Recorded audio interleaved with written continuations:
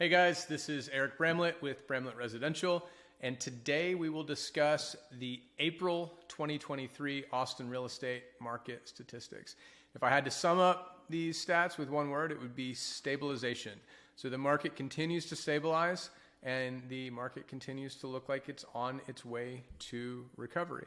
So let's go ahead and get started on the numbers. What you will read in the papers and see online is that the year-over-year pricing has declined. That is absolutely true. Average sold price for April 2023 is 12.5% lower than April 2022. Median sold price is minus 15%. We're not concerned about that on this end. Year-over-year pricing doesn't show us the trajectory of the market. We want to look to month over month, which we will do in just a moment. Other statistics of note: it now takes sellers on average 62 days on market before they go under contract, before they sell.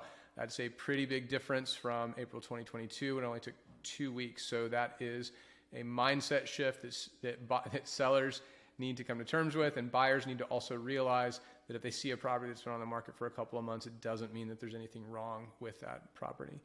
Months of inventory, it's in a healthy range of 3.64 months of inventory. That's obviously quite a bit higher than it was in April of last year.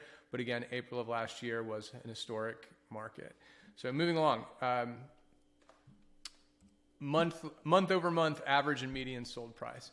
So the reason we look at this is to show us which direction the market is going. And you can see last year in April, the market began declining on a month over month basis, both average and median price. It bottomed out in February 2023, and there's been a steady increase since then. That doesn't mean that we think we'll see a straight line increase in pricing from here. We generally see a seasonal decline in the fall and the winter. We expect to see that again this year. But going back to our keyword of stabilization, we feel like the market is stabilized, and it really looks like the market will start behaving normally on a seasonal basis. Year-over-year contract decline, this also looks very stabilized and very healthy.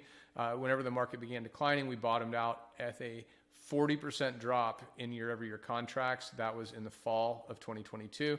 Since then, it's improved every month.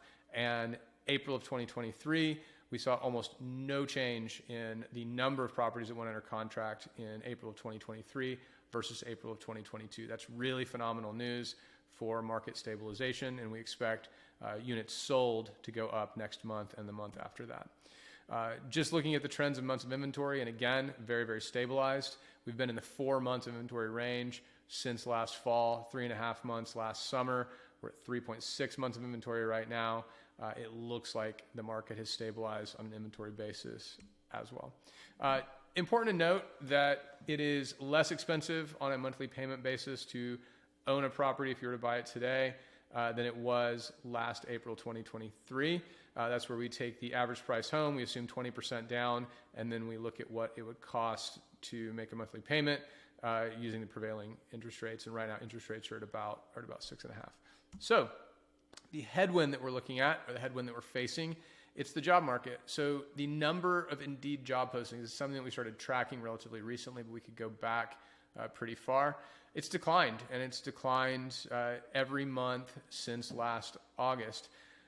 A normal job market for Austin is a phenomenal job market. We don't have a phenomenal job market right now, but no one in the United States has a great job market.